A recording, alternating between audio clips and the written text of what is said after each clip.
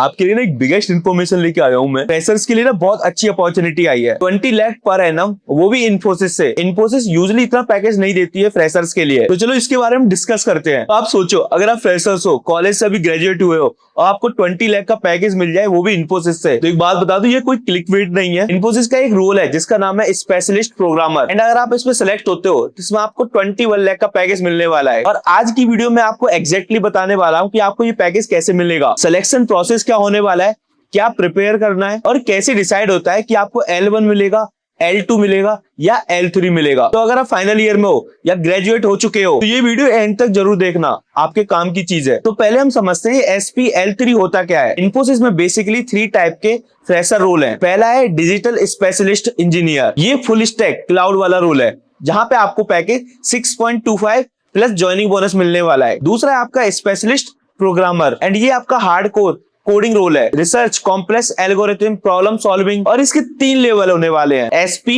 L1 जहां आपको 10 लाख का पैकेज मिलने वाला है plus joining bonus. SP L2 जहां आपको 16 LPA का पैकेज मिलने वाला है।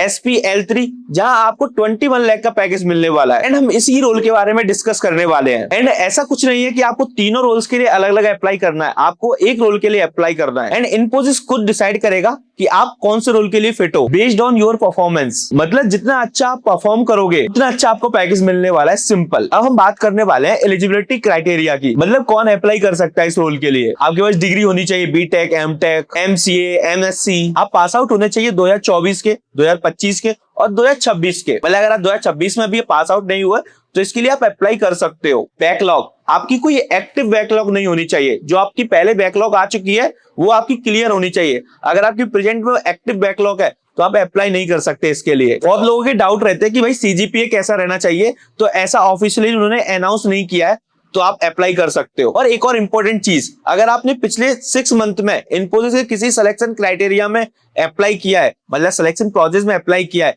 तो आप इस रोल के लिए एलिजिबल नहीं हो, मतलब आप अप्लाई नहीं कर सकते इसके लिए। अब आते हैं असली चीज पे, सिलेक्शन प्रोसेस। 2 राउंड होने वाले हैं, सिर्फ 2, लेकिन दोनों बहुत इंपॉर्टेंट है। पहला आपका राउंड होने वाला है वर्चुअल ऑनलाइन असेसमेंट। पहला राउंड आपका होने वाला है ऑनलाइन प्रॉक्टर टेस्ट। आप घर से दे सकते हो, कैमरा ऑन रहता है तो सारी चीजें मॉनिटर होंगी आपकी। एंड आपका इसका जो ड्यूरेशन होने वाला है वो 3 आवर्स का होने वाला है। तो इस राउंड में होता क्या है, तो पहले कुछ सूडो कोड ट्रैकिंग क्वेश्चंस होते हैं जहां C++ के लूप्स के लॉजिक आपको ट्रेस करने होंगे। फिर आते हैं कोडिंग प्रॉब्लम पे, और ये लीड कोड मीडियम से हार्ड लेवल के होते हैं। आपके इसमें टॉपिक्स होते हैं dynamic programming, graphs, trees, greedy algorithms, array और स्ट्रिंग। एक रियल एक्सपीरियंस था एक बंदे का, उसने बोला भाई OA में 3 क्वेश्चन थे, 2 मीडियम और 1 हार्ड, एंड उससे DP, ग्राफ्स एंड ट्री के क्वेश्चन आए थे। इसमें लैंग्वेज क्या होने वाली है, आप जावा में दे सकते हो, C++ में दे सकते हो, पाइथन में दे सकते हो और आप C में भी दे सकते हो। मैं आपको एक टिप्स देना चाहता हूँ, इस राउंड में ना कंसिस्टेंटली सॉल्व करना जरूरी है। जितना ज्यादा प्रॉब्लम सॉल्व करोगे उतना बेटर इंप्रेशन होगा। राउंड 2 इन पर्सन असेसमेंट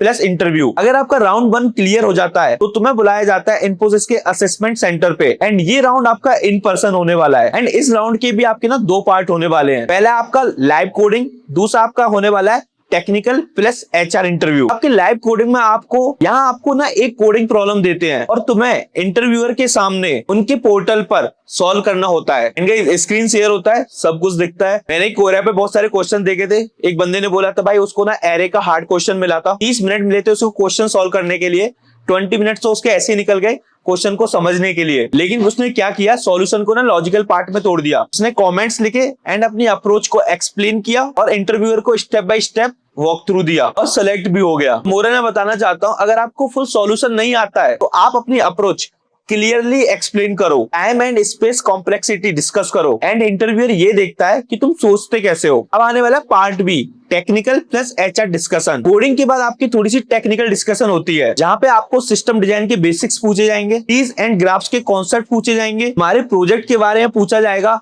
कि आपने प्रोजेक्ट कैसे डिजाइन किया, एंड टू एंड एक्सप्लेनेशन पूछी जाएगी। अगर कोई एमएल प्रोजेक्ट है तो बताओ भाई तुमने कौन सी एल्गोरिथम यूज की और आपने क्यों की और उसके पैरामीटर क्या थे। फिर आता है आपका एचआर राउंड। वो बेसिक क्वेश्चंस पूछते हैं, भाई आप इन्फोसिस क्यों ज्वाइन करना चाहते हो, रिलोकेशन आपकी कंफर्टेबल है या नहीं, आपको मैसूर भी भेज सकते हैं ट्रेनिंग के लिए, उसके बाद पुणे बैंगलोर आपको कहीं भी डीसी में भेज सकते हैं। आपके इसमें ना आपका कम्युनिकेशन स्किल चेक होता है। एंड एक बंदे ने बोला था, उससे ये भी पूछा गया था इन्फोसिस एआई को कैसे अडॉप्ट कर रहा है अपने ऑर्गेनाइजेशन में। तो थोड़ा करंट अफेयर भी पढ़ सकते हो इन्फोसिस के बारे में। अब बात आती है कि भाई लेवल डिसाइड कैसे होते हैं, L1, L2 और L3। चलो मैं आपको ना सिंपली समझाता हूँ। सो बेसिकली तुम ना L3 के लिए डायरेक्टली अप्लाई नहीं कर सकते। तो इन्फोसिस तुम्हारे दोनों राउंड की कंबाइंड परफॉर्मेंस देखता है एंड उसके बेसिस पे डिसाइड करता है कि आपको L1 मिलेगा, L2 मिलेगा या L3 मिलेगा। मतलब अगर आपका राउंड 1 अच्छा गया एंड राउंड 2 आपका भी बहुत अच्छा गया टेक्निकली और आपका एचआर इंटरव्यू, तो आपके चांसेस हैं आपको L3 रोल मिल सकता है। तो आपकी स्ट्रेटेजी ये होनी चाहिए कि हर राउंड में आप बहुत अच्छा परफॉर्म करो